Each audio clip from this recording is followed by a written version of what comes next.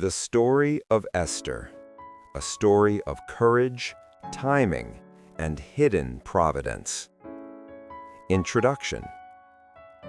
Let's step into one of the most dramatic and inspiring stories in the Bible, a story filled with beauty, power, danger, courage, and a surprising victory. The Book of Esther is unlike many other books of the Bible. God's name is never mentioned directly. There are no prophets performing miracles, no visible signs from heaven. And yet, God is everywhere in the story. This is a story about ordinary people placed in extraordinary moments. A young orphaned girl becomes a queen. A hidden enemy plots genocide. A quiet man uncovers a conspiracy. And at the center of it all is a powerful truth.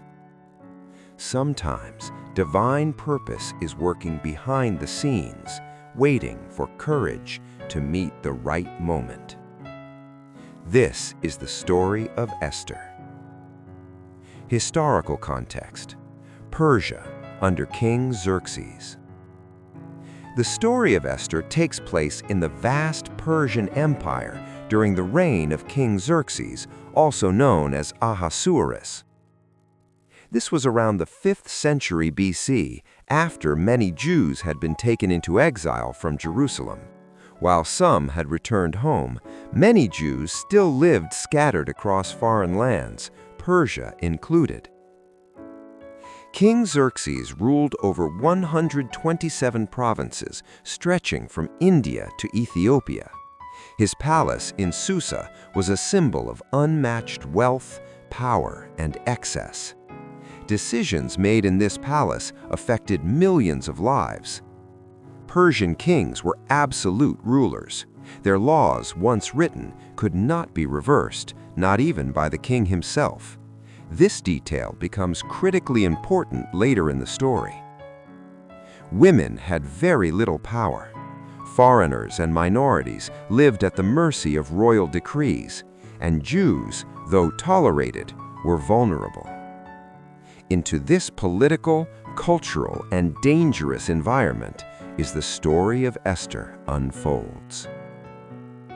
Queen Vashti's removal. The story begins not with Esther, but with Queen Vashti.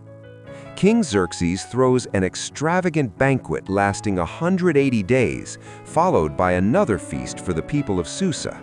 It's a display of power, pride, and indulgence.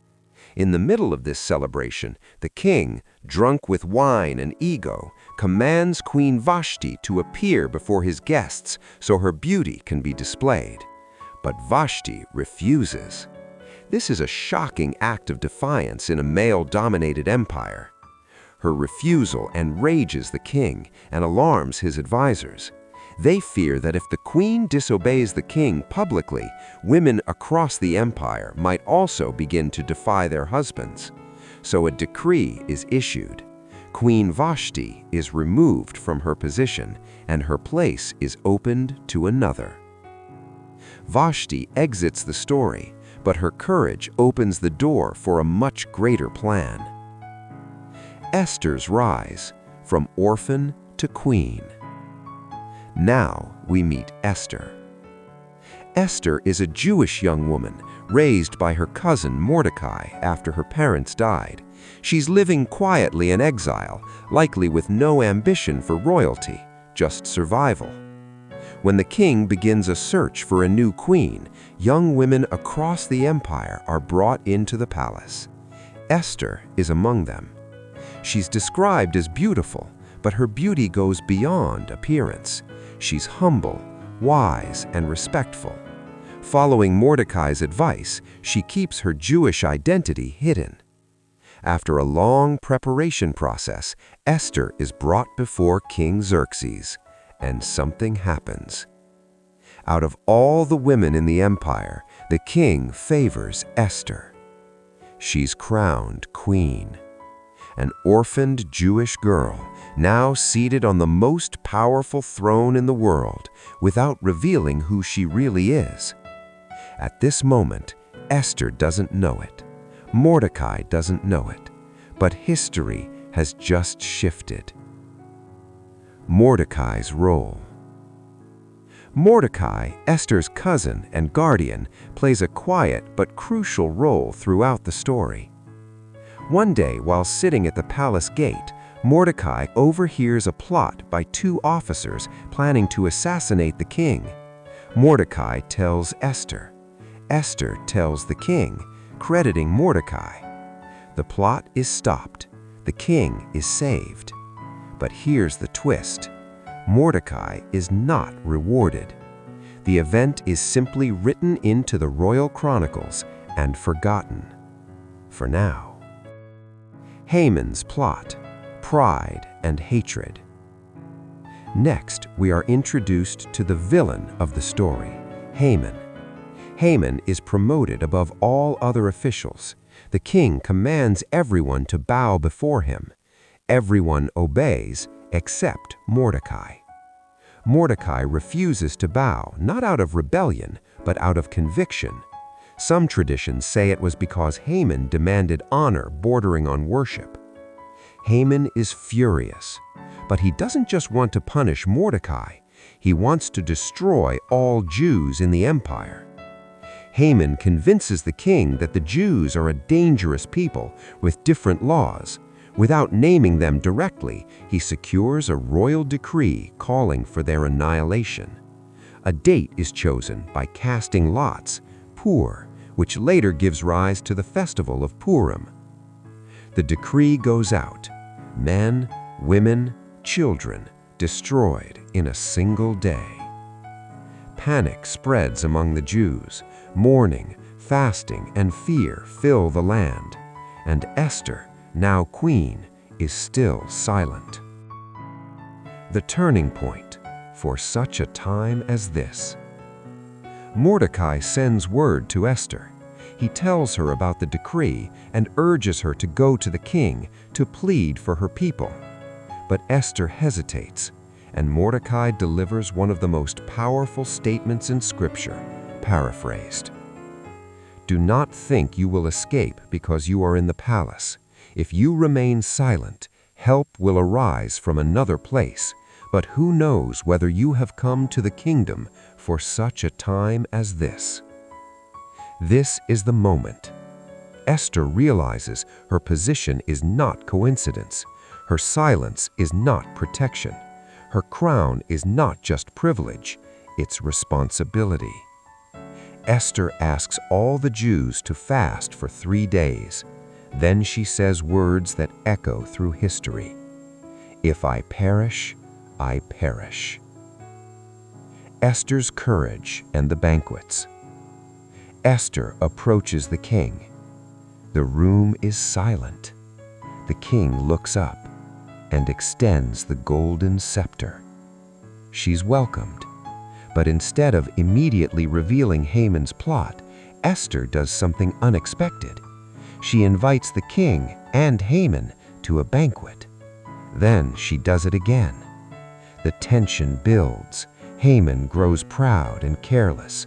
He even builds gallows intended for Mordecai. That night, the king cannot sleep. And here, divine timing reveals itself. The king orders the royal chronicles to be read and discovers that Mordecai once saved his life. The same man Haman wants to kill.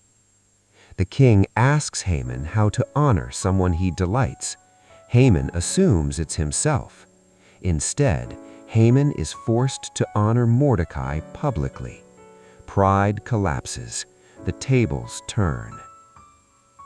Haman's downfall.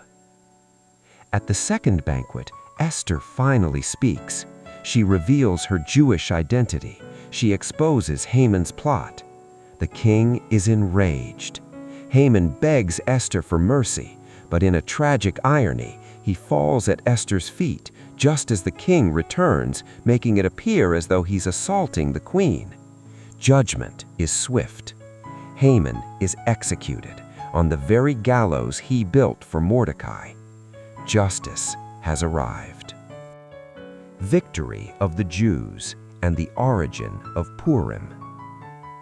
Though the king cannot reverse the original decree, a new decree is issued, allowing the Jews to defend themselves.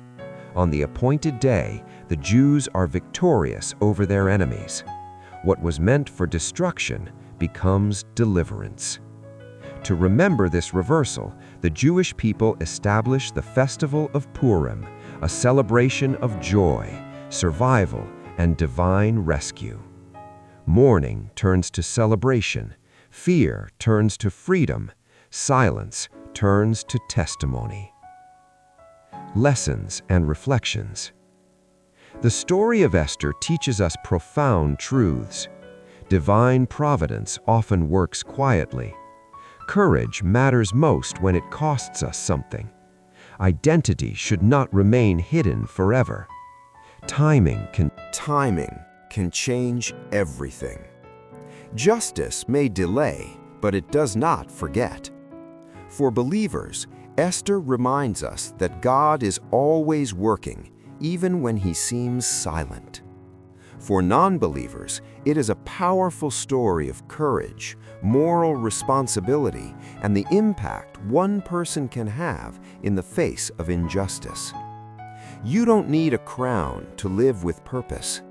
You don't need certainty to choose courage. You just need the willingness to stand when the moment arrives. Conclusion. The Book of Esther ends not with miracles from the sky, but with transformed hearts, reversed destinies, and a people saved because one woman chose courage over comfort. And the question it leaves us with is timeless. What if you are where you are for such a time as this?